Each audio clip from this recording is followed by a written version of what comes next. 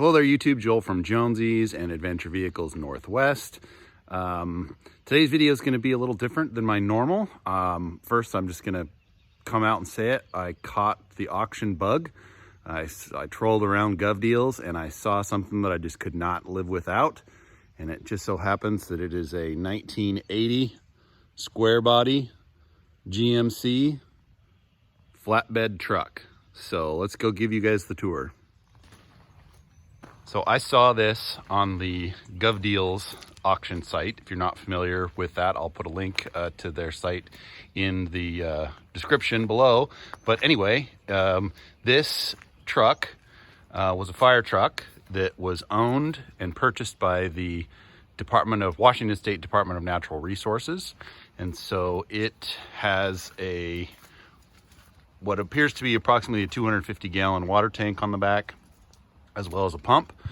And I'm assuming there's some kind of government requirements that at certain logging jobs or construction jobs or anything like that, you have to have so much water on site at all times, and this truck provided that. So it has spent its life just going from job site to job site, hauling this water tank around, as well as all of these nice handmade plywood toolboxes. So originally, the truck was red. You can see from the door jambs, the truck was red. And it was reported that it only has 76,000 original miles. And on trucks like this, it's hard to determine whether or not that's accurate. But with how tight this truck is and the condition that it's in, I believe that that is an accurate mileage. Some of the things I've already done to it, replaced the seat, obviously reupholstered the seat. I could not stomach just the raw foam that it had.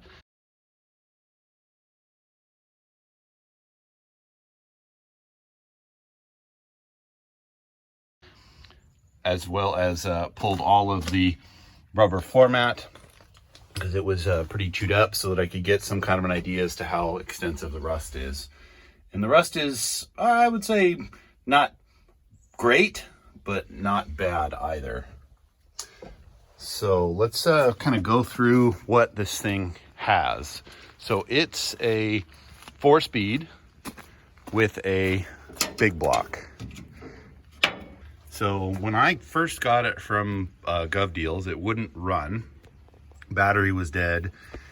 And so I put a battery in it and I started up, and it squealed like you would not believe. The power steering pump was just not working. It was leaking. Everything was terrible. So I was able to scrounge through some of my extra parts, and I have this serpentine belt drive system that I was able to install on there, as well as I put a new master cylinder just so that it has some kind of brakes. And so now that it's got a fresh battery and a good serpentine system with a power steering pump that works, it just starts and runs perfect. Now, if you guys are familiar, all you people who are familiar with square body trucks, you'll notice that the hood, this is an original hood, and it is not buckled, which is amazing. Most of the time, these hoods have a crumple zone, a purposeful crumple zone, and the hinges get stiff, and then these hoods, they buckle, but you can tell this one is absolutely perfect, which again kind of leads me to believe that miles are accurate. Got a little bit of rust in the fenders up there, so that'll have to be addressed. But all in all, like, it's hard to beat a square body 1-ton big block 4-speed pickup truck. It's got the highly desirable Dana 60 Kingpin front axle, as well as just the cool factor. Now, obviously I'm not that excited about the green color, but the red wouldn't be too bad either. So inside the truck, it's got some wonky stuff here. They installed a vacuum gauge, and then there's this decal down here that talks about how you're supposed to warm it up and then run it at as high a vacuum as you can to save on fuel, which apparently is a thing with a big block, right? Of course, you have to have your safety belts on, and then they did a whole bunch of weird wiring on this thing. Like, it's got the pump in the back, has a electric start, and then it's got all these wires down here and looks like a bracket. I'm sure it had some kind of a CB radio in it at one time. And then, of course, instead of fixing the actual fan switch here, they just put in a toggle, and then this is a horn button. So anyway, it needs some work, but the bones and the foundation is definitely good on this pickup truck. In the comments, I'd like you guys to tell me what you think we should do with this truck. Leave it kind of as it is, put it to use as a flatbed. I've currently sold the fuel or the water tank and pump, so we're going to pull it into the shop next. I'm going to pull that off, and then it'll be just a regular flatbed truck, which we can actually start to use. So enough of me talking. Let's go get some work done. I'll pull it in the shop and we'll get that water tank removed. So at idle, we're a fuel savings 17 inches of vacuum. And it's got that lovely reverse alarm and the granny low, which love the granny low. I just love these old 4-speeds.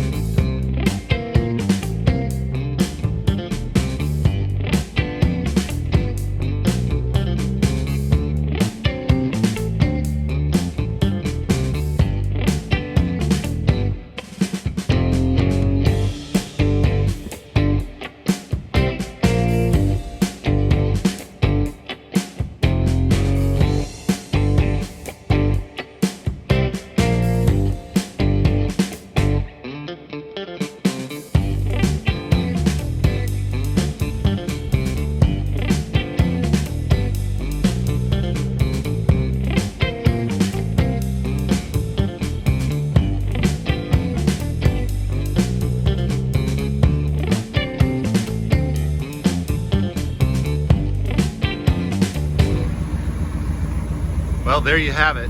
I didn't think it was possible for me to like this truck any more than I already did, but now that big water tank is off, now it's a usable farm truck. So hopefully you guys liked and enjoyed this video. Let me know what you think we should do to this thing. Leave it the way that it is. Diesel swap, NB 4500, I don't know. There's so many options to build off of with this thing. I'm just so excited now that I can actually put it on the road and I can start using it. Thanks for watching. Please subscribe and don't forget to comment.